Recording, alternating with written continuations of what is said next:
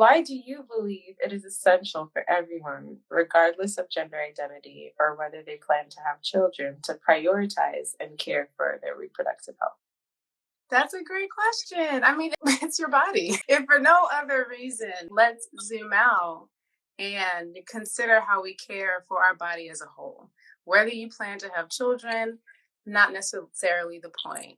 But the hormones that your reproductive system produce, they don't just affect your reproductive system, they affect your whole body. And so we can just take a step back and say, this is a part of me. And if there are disharmonies in this area of the body, that's communication for no other reason. Has nothing to do with your reproductive plans, but it is communication around care for self and capacity. And we should honor that. And we should be skilled in honoring the ways in which our body communicates to us and with us. And what's the conversation that we're having between ourselves, between you and you know, that is being reflected in your body and in perhaps physical pains or disharmonies that are showing up in your body. Thank you. It's your health. I like how you started off like that. It's, you care about it because it's yours. It's yours. Yeah. Okay. So what about some practical everyday tips, especially for our college students? Do you have any advice of how they can support their reproductive health? Yeah. So one of the practices that I love, and it really is about, like, yes, it's about reproductive health, but it's also about whole health. And one of the practices that I absolutely love and have done for over a decade is just drinking a daily infusion. I have it right here. Daily infusion, because it helps total health. And it's just so practical. You make it one time in the morning and you drink it throughout the day, and you can rotate on the different types of herbs that you like to use. Some of them can be more reproductive health focused, but as you improve your total health, everything improves. So even if it's just a blend that is highly nutritive, it has lots of vitamins and minerals like moringa or from stinging nettle leaf or from hibiscus, that will support your total health, which will have a ripple effect into your reproductive health. Can I ask what's in your infusion? Yes, in my infusion, I have been drinking this blend for over a year. And it is an adaptogenic blend, largely adaptogenic, meaning that adaptogens help our stress response. They help our cortisol levels. They help us respond better to stress. They help us have more spaciousness between what's going on and who we really are, between our circumstances, so that we're less reactionary on an emotional level. But physiologically, they help the hypothalamus pituitary axis, and overall, they help us respond better to stress. So I've been drinking Schisandra berry, holy basil, reishi is in here now, astragalus root, an oat straw is in here. And I feel like I'm missing one, but I pre-made it and I make it every day. This blend is available on my website, and it's called I've Got This. And it's appropriately named because we all have stressors that we're constantly facing. And, you know, we're of different generations. And I can say, you know, your stressors are valid at your stage in your life. They don't get easier, right? Like, I can't predict that, right? Where it's like what we can predict and what we know with certainty is that life continues to bring stressors. And so I've got this blend. That is why I created it. And when I tell you I've been drinking it every day for over a year, I'm not kidding. Wow. Okay, wait, I'm going off script here. What are some of the changes that you've noticed in your own well-being, I guess you said it's an adaptogenic blend, so your emotional regulations drinking this infusion? Yes. So we have to qualify it too, in the sense that I have a spiritual practice. I meditate every single day. Movement, I am always doing energy work or Reiki. And so I think that having some kind of spiritual foundation is super important. I eat really well, I eat really clean, eat really well. Most of our food is organic and homemade. And in general, I know how to regulate my emotions. So my response to adaptogens might not be as drastic as someone who, say, just has less tools, right? And so my differences that I noticed probably within 2 weeks of drinking it was, just like I was saying, just having some more spaciousness between what's going on and being able to process and calmly make a decision and not be so reactionary, not be so fiery, like, Just going to shit. It's like, no, it's not. And it's so subtle that it's just this calm and everything is going to be okay. And that's exactly what adaptogens do. They help us with that spaciousness, but they also help. And the reason why I bring up those foundational tools is my cortisol levels weren't dysregulated. You know, my body was not having to go through strong detoxification because of food. So your experience, people can also experience improved periods with this, but I already had good periods. So your experience with adaptogens and how much of a difference you'll feel can be really drastic depending on where you are, or it can be very subtle. But overall, I think that plants help us in so many remarkable ways, in subtle but profound ways. They do help us emotionally regulate. And that's one of the things that people aren't often reaching for herbalism for. They're usually reaching for, well, I have this physical thing going on and I need help with that. I need help with my blood pressure. I need help with my cholesterol. I need help with this pain. Not realizing that as you continue with your plant path, you continue on your herbal journey, you'll actually see how profoundly they help you with your emotional dialogue. Yeah. I see some confirmations in the chat. That's great. Thank you for sharing all of that. It is a tool of many tools for emotional regulation. So it's good to have that in there. I have another question I'd like to ask. What is a surprising or lesser known fact about herbalism and reproductive health that you think everybody should know? You know, so many people don't know the possibilities within herbal medicine.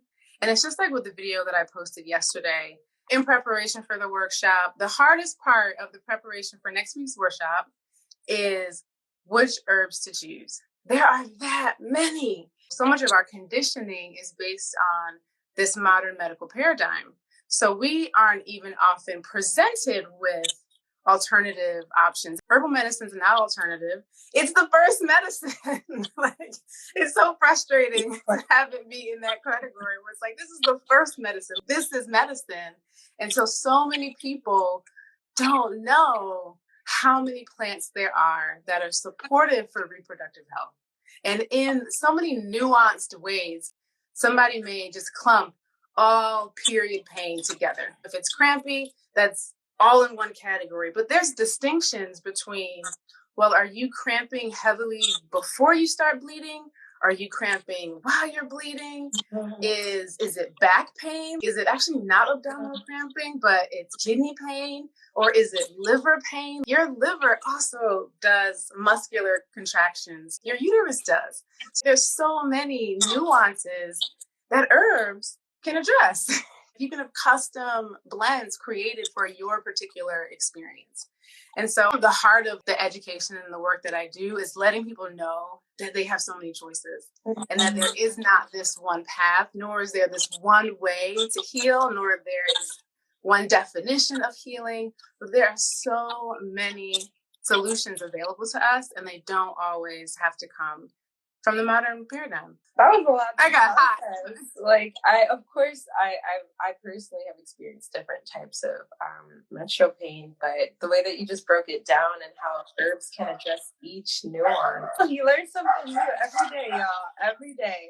Okay, here's another question for you. So a lot of our students are interested in popular terms such as sustainability, ethical practices, things that are regenerative. You know, this is what we're practicing in our garden. Yeah, so we're interested in all of these terms, and a lot of our students are interested to know, how does herbalism align with these values, and how can we make conscious choices when using herbs for our health? I was thinking about this question because when it comes to the herbal industry, if y'all knew, it's not sustainable. It is not sustainable at all. The way in which our capitalistic and consumeristic models, the way that we extract, it's not sustainable at all. So the best thing that we can do as individuals, and like you're doing on Spelman's campus with the garden, is to the best of your ability, grow what you can and source from local farmers. There's more and more small medicinal farmers and growers popping up, which is amazing. Like we have Bedhead Nursery, right? Yeah. There's so many in the West End. And even doing things like small trades, especially if you're a grower. There's so many herbalists who don't also have the capacity to grow, but we want to source locally and we want to source from small growers. And so something that I think is budding and I hope happening is I need this for this herb for my practice. Can this farmer, can you grow that for me? Can another one, can you grow that for me? I think there's so many creative ways that we can remove ourselves from these unsustainable systems. But for people to know, like, largely not, like, no, the industry is not sustainable at all. And we see that mirrored in how many plants are on the United Plant Savers list, how many are endangered, no longer available. Like, we see this actively disappearing as our climate changes and shifts as well. And I also think one practical tip, you don't need a pound. You don't need a pound of everything. If this is for individual use, unless you do, right? If you know that within your family or within your own use, you know this plant really well, you know how supportive it is for you, you can buy it in large quantities, you know it's not going to go to waste. But so many people come and start learning about herbalism, start learning about plants, and they buy based on price. And it's like, yes, buying more in bulk is going to be cheaper, but are you going to end up wasting it because you don't know what you're doing? Mm-hmm. And it really does come down to like checking your own consumerism and checking your own habits and really being realistic about how much of this you're going to use, because if you're not going to use it, it can go to someone. I want to shout out Saplo Solo because we partner with Maurice Bailey on an annual basis at Spelman.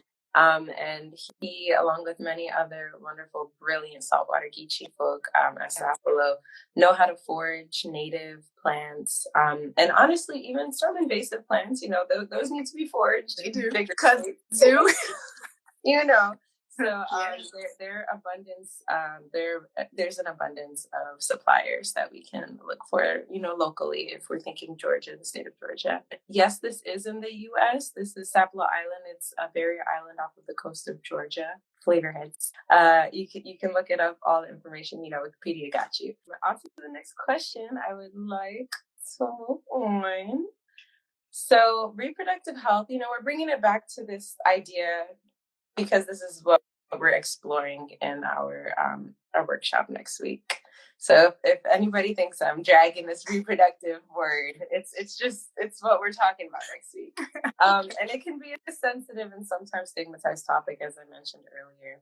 So some of our students were wondering, how can we create safe, judgment-free spaces for open conversations and learning about herbal approaches in the aspect of reproductive health, in the realm of reproductive health? I think that's great. I was thinking about this, and it's idealistic, but I hope that as people evolve in their own spiritual understanding, that we become more accepting of other people, of other people's experiences, of other people's capacities, of other people's choices, because what's at the heart of that is most things, if it's not your business, it's none of your business. One lesson that I learned, my mother, she was a judge. She was a state judge for a long time.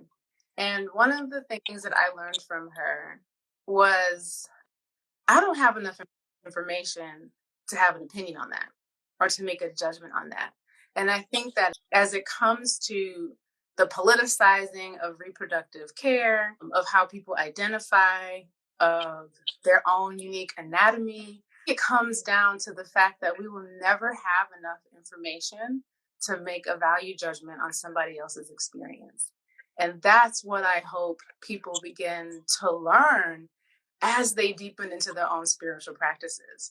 And as we have more experiences ourselves where life has challenged us in big ways, and now I have to move through something that maybe I've never had to move through before.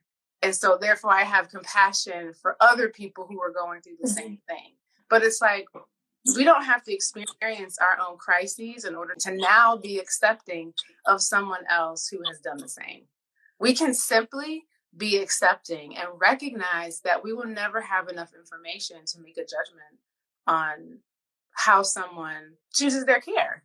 And that needs to happen on the individual level all the way to the systemic level, where the providers we're choosing also kind of need this spiritual understanding, but may not have it. But we can be discerning in what type of providers and what type of spaces we decide to get care from. We can start extending that individually. And that's how we create safe spaces. It's also recognizing just through your day where we need judgment, but because we have to drive, right? You can't turn judgment off, but you can be very cognizant of when you are looking at someone else's experience and deciding based on information you don't have that they should be doing something else because you have zero. You do not have enough information to make an accurate assessment. You never do. My hope is that people deepen into their own spiritual practices, that they really understand that truth. That it's like, I never have enough information to make a better decision for somebody else. The world would be such a better place if we internalize that message. Thank you. And the audience says, call and response. All right, so we have one other question here. My last question, going back to some traditions, histories, things that we're getting from previous generations. We wanted to know, how can we celebrate and honor Black herbalism traditions that have been passed down through generations? And what can we learn from these herbal practices in promoting our health and reproductive health? To honor it, believe it. Believe that our ancestors and our predecessors and our grandfathers and grandmothers, that they held this wisdom and that they held it for a reason, and they were trying to pass it down for a reason. And also understand, like, the legacy of medicine in this particular country is such that it's hard to distill down, but in essence, we as Black folks had to take care of ourselves. That is a huge thread. There's a disconnection, but there's a huge thread that needs to be continued in that, because right now what we see in modern care, because every system has racist underpinnings built on this soil, is that our health outcomes are the worst. And so we need to retrieve that thread of knowing how to care for ourselves. And if you're the one in your family, then and maybe there are gaps within generations, but you're the one who has taken the spiritual baton to relearn this medicine, to relearn this work, to research it, you feel called to it, you're continuing that thread of truly like self-care and community care and family care, because systems change when individuals change. As we start to honor the legacy of the medicine that we made in this country, we do that by taking care of ourselves and rewriting and authoring our own stories. There's a really amazing cookbook, Southern cookbook called Spoon Bread. This cookbook is amazing because at the time it was probably one of the only cookbooks, the first of its kind, where it went through family members and talked about the family member and the recipe that they created. And that's a part of us. Every family used to have their own herbal traditions. We didn't have to call them traditions because, again, it was just medicine. So we can rebuild that and we can pass it on. And a part of that is also, if you have elders around you, ask them questions. As elders transition, their wisdom transitions. Yes, there are also spiritual ways for us to communicate with our ancestors, but they're here, so we may as well ask them. And sometimes those questions need to be framed differently. It wasn't necessarily always practicing herbalism. Well, what did you take for a stomach ache? So simple. What did your mom give you? What did your dad give you? What was in your garden, or what was in your backyard that they maybe didn't even consider as a garden? It's just like, oh, I used to walk this path and get this. That was one of the ways in which I was able to connect with my own grandmother, who transitioned well before I was born, was to ask my mother questions that took it out of medicine and into everyday life. What are the things that you did for everyday life? And that's how we get to know and reclaim some of that legacy. Oh, she used to walk this path and go get this soil, and she was a tea drinker. So there's so many ways that we can continue to reclaim the work. And I think the biggest way that we honor it is by taking care of ourselves. Listen, yeah. What you just shared, it's reminding me of a few books. One, Working the Roots by Michelle, is it Michelle Michelle Lee? Lee. Yeah, Michelle Lee. I'm looking at the book right now. And then also God, Dr. Buzzard and the Bolito Man by Miss Cornelia Walker Bailey. And particularly the beginning when she talks about, being very sick as a child and her aunt making and entering what seems to be a coma, like not being responsive and not being able to open eyes. And her aunt making a medicine from beautyberry. And we didn't get the recipe in the book, but we know that this is knowledge that has been passed down generations, many generations. So yes, I'm so grateful for your time and all that you've shared with us today.